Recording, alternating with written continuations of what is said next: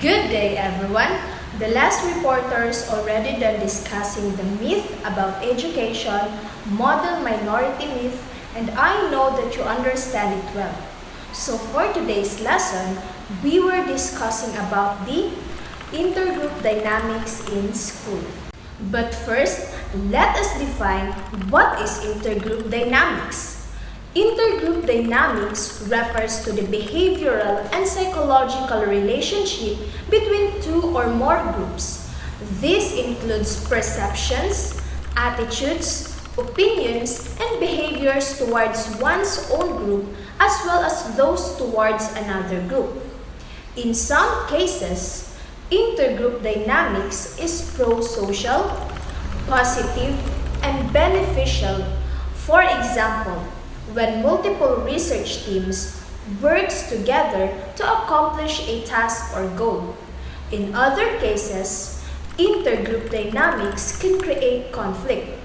For example, a related study found initially positive dynamics between a clinical institution and its external authorities dramatically changed to a hot and intractable conflict when authorities interfered with its embedded clinical model. I suspect that for the great majority of teachers around the world, the most important characteristic of a good class is not how hard the students work, but how well they work together. If a teacher is handing over a class to another, one of the first things they say is something like, "They are a really nice group," or "There's a really friendly atmosphere in there." Of course, it's not always good news, and comments such as, "It's like teaching a wall," or "They're just really difficult," are also common. The truth is, the atmosphere in each class is hugely important to a job satisfaction. And there are classroom dynamics that we should remember. It is the ways the people within a class interact with each other. It's how they talk and how they act. It's how they show their feelings and opinions. And lastly, it's how they behave as a group. Why are classroom dynamics important? Managing classroom dynamics is also something that takes up significant lesson time. We all do things in class that are not directly related to learning English, but rather are focused on the social aspects of the group, such as managing behaviors, reacting to tensions, and generating interest, for example. But so much of what we do is instinctive and happens in the moment. It might be useful, however, to take a moment and look at the issues in the more structured way.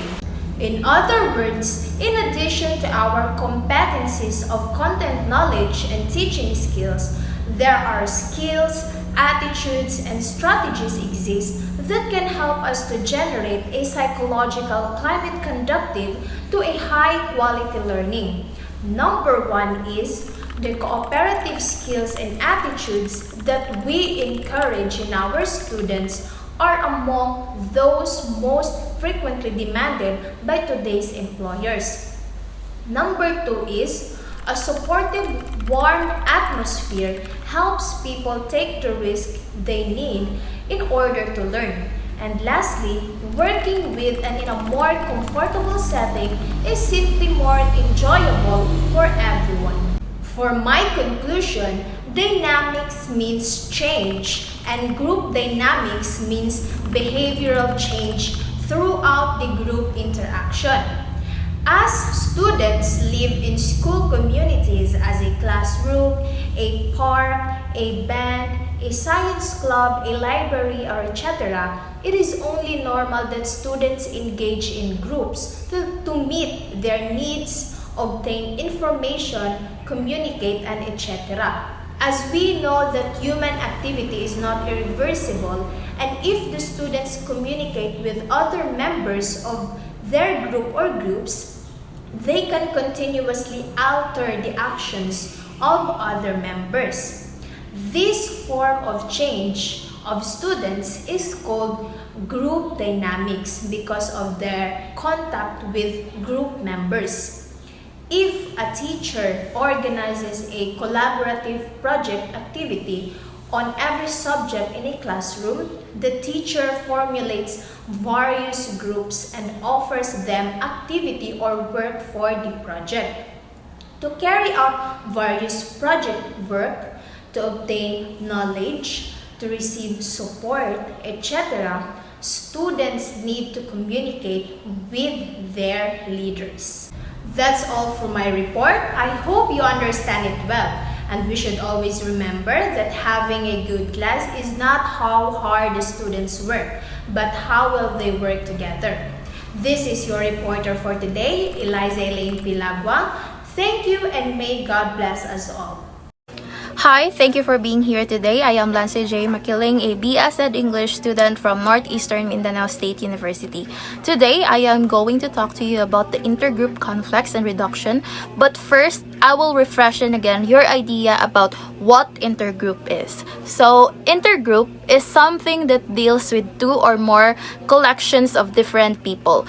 Unfortunately, this also involves several different teams and are often difficult to handle without external support or preventative corrective action. So this leads us to our main topic, which is intergroup conflicts and reduction.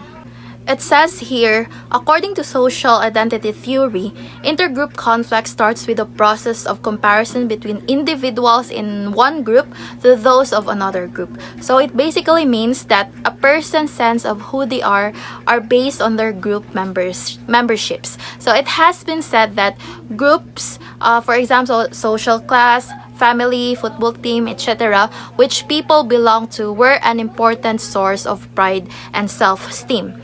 It is a sense of social identity and a sense of belonging to the social world.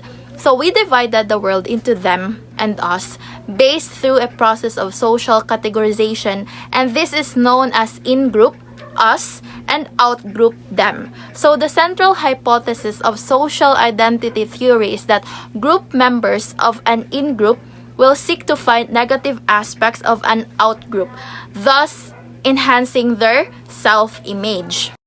Moving on, in the process of such comparisons, an individual tends to favor the in-group over the out-group, exaggerate and overgeneralize the difference between the in-group and the out-group, and minimize the perception of differences between in-group members, and lastly, remember more detailed and positive information about the in-group and more negative information about the out-group. So basically,